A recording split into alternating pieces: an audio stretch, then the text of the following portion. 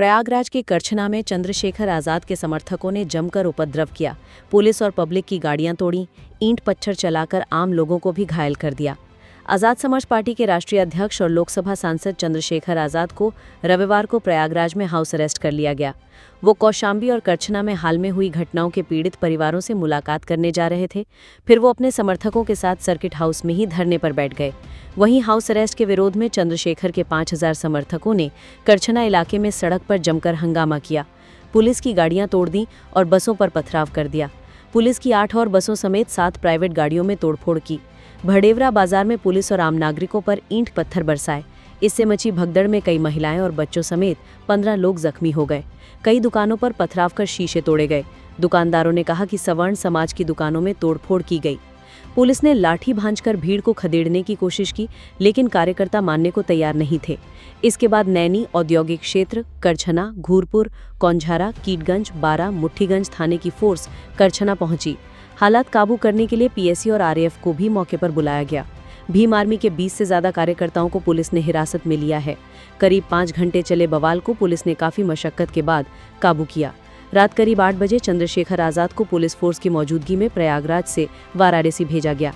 Varanasi airport से 30 जून की सुबह 9 बजे चंद्रशेखर फ्लाइट से दिल्ली जाएंगे। यमुनानगर डीसीपी विवेक चंद्र यादव ने कहा, आजाद समाज पार्टी के अध्यक्ष चंद्रशेखर आजाद के आगमन को लेकर पास के गांव में लोग एकत्र हुए थे। उसके बाद उपद्रवियों ने वहां मौजूद पुलिस बल पर पथराव किया और वाहनों में तोड़फोड़ की। अब स्थिति सामान्य है, यहां पर्याप्त पुलिस मौजूद है। उपद्रवियों के खिलाफ बेहद सख्त धाराओं में मामला दर्ज कर कार्रवाई की जा रही है। 20 से ज्यादा लोगों को हिरासत में लिया गया है। सीसीटीवी फुटेज के जरिए अन्य लोगों की पहचान की जा रही है। उनके खिलाफ एनएसए और गैंगस्टर एक्ट के तहत भी कार्रवाई की जाएगी। क्या है इसौटा गांव का मामला, जहां चंद्रशेखर आजाद जा रहे थे? प्रयागराज में दलित देवी शंकर की 13 अप्रैल को हत्या कर दी गई। पुलिस ने 8 आरोपियों को गिरफ्तार किया है। उनसे पूछताछ में मामला अफेयर की रंजिश का निकला। देवी शंकर अवधेश सिंह उर्फ डीएम के परिवार की एक लड़की से फोन पर बात करता था। इसीलिए 12 अप्रैल की रात देवी शंकर को दिलीप सिंह उर्फ छुट्टन उसके घर से लाया।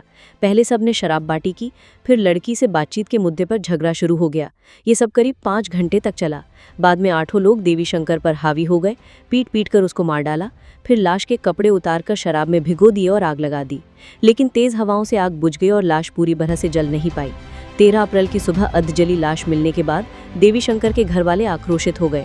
उन्होंने हत्यारोपियों के घर पर तोड़फोड़ की। पोस्टमार्टम के लिए पुलिस को 2 घंटे तक लाश भी नहीं उठाने दी।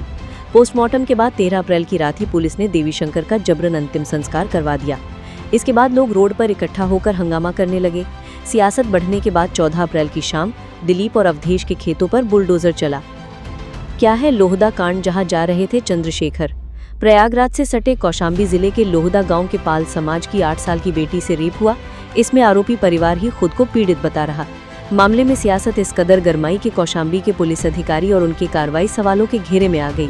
घटनाक्रम में आरोपी सिद्धार्थ को जेल भेजने और उसके पिता रामबाबू की थाने के बाहर जहर खाकर मौत के बाद कौशाम्बी पुलिस को आरोपी के परिवार का सड़क पर उत्पात देखने को मिला।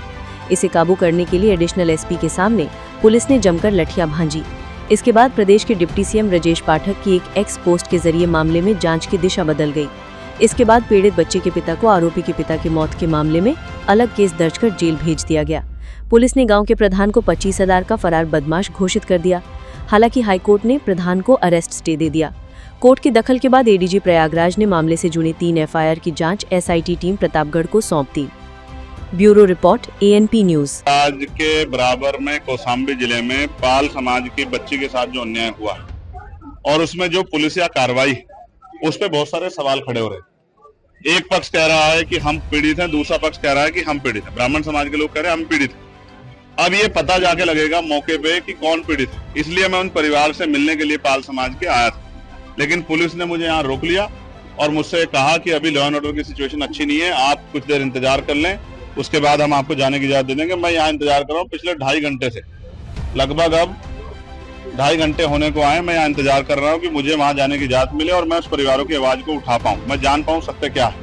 इसी तरह करछना में जो अन्याय हुआ कि एक शेड्यूल कास्ट के व्यक्ति को जला के मार दिया, उस परिवार को न्याय मिले, उस परिवार के साथ जो डर भय का माहौल है खत्म हो, उसके लिए मैं यहाँ हूँ। लेकिन अभी तक पुलिस ने कोई ठोस जवाब दिया। मैं कुछ देर और इंतजार करूंगा। अगर पुलिस ने जो वादा किया है कि हम आपको जाने देंगे या परिवार से मिलाएंगे, अगर पुलिस पे खरी उतरती तो फिर मैं पूछ करूंगा कौशाम्बी भी जाऊंगा और करचना थाने वाले परिवार से जाकर उनसे मिलूंगा, उनकी न्याय की लड़ाई को मजबूत करूंगा। आप धरने पे भी बैठे हैं, क्या कारण है? मैं इसीलिए बैठा हूं कि क्या उत्तर प्रदेश में कानून व्यवस्था इतनी कमजोर हो गई है कि एक सांसद अपने परिवार से नहीं मिल सकता है?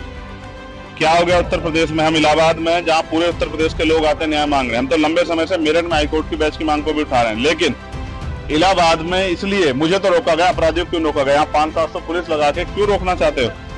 क्या एक परिवार से नहीं मिलने की छूट दे सकते हो आप लोग? तो मैं तो कह रहा हूँ मैं अकेला जाऊंगा, आपके साथ जाऊंगा, आप ले चलो, लेकिन मुझे मेरे परिवार से मिलाओ, मैं उनकी तकलीफों को जान दो। भी उस माँ से मेरी बात हुई जो बच्ची की माँ, उन्होंने कहा मेरी बच्ची की हालत आके देखी, हमारी हालत आके देखी, हम यहाँ डर के साए में, हमारी मदद कीजिए, हमारी आवाज उठाइए। तो पुलिस मुझे क्यों रोक रही? क्या पुलिस किसी को छिपाना चाहती है? क्या पुलिस दबाव में काम कर रही है? मैं तो मानता हूँ पुलिस कभी दब नहीं सकती, लेकिन इस बात को जानना पड़ेगा कि सब क्या हो रहा है। मैं तो पुलिस का सबसे बड़ा हितैषी, सब जगह आवाज उठाता हूँ, पार्लियामेंट में भी आवाज उठाता हूँ, सड़क पे भी उठाता हूँ। उनकी 8 घंटे की ड्यूटी हो, उनको न्याय मिले, उनको जो वेतन विसंगतियां वो दूर हो, उनके साथ जो है जो बॉर्डर स्कीम है वो खत्म हो। लेकिन क्या आज पुलिस मुझे रोक के जो है क्या कानून का हनन नहीं कर रही, संवैधानिक जो अधिकार है उनका हनन नहीं कर रही? इसका जवाब भी देना चाहिए। और मैं मीडिया से कहूंगा कि पुलिस से पूछे कि वो मुझे क्यों रोक के बैठे। धन्यवाद। थोड़ी देर पहले लाइव आए थे, आपने हाउस अरेस्ट की बात भी कही और सरकार ने भी कहा, क्या कुछ? उसी के बाद मुझे बाहर आके बैठना पड़ा, इसलिए लाइव आया कि मुझे जाना था कहाँ और मुझे लेके कहाँ गए। मैं संवैधानिक विचारों का प्रयोग संवैधानिक विचार पे हूँ, इसलिए पुलिस से बातचीत कर रहा हूँ, वरना मैं लड़के भी जा सकता हूँ, मोटरसाइकिल पे बैठ के भी जा सकता हूँ। पुलिस जानती है जब मैं जाने पाऊंगा चला जाऊंगा, लेकिन मैं संवैधानिक विचार को मानता हूँ, संविधान को मानता हूँ, इसलिए पुलिस से बात कर रहा हूँ कि भाई हमें जाने दिया जाए या उस परिवार को हमसे मिला दे। अगर नहीं जाने दिया जाता तो क्या कुछ कदम उठाएंगे? तो फिर अभी तो इलाहाबाद में आप संदर्भ देख रहे हैं, फिर आप लखनऊ में देखना, विधानसभा का घेराव होगा, मुख्यमंत्री आवास का घेराव होगा, इतने बड़े पैमाने पे होगा कि पूरे प्रदेश से ट्रेन में लोग आएंगे और लखनऊ का चक्का चक्का जाम कर। अच्छा,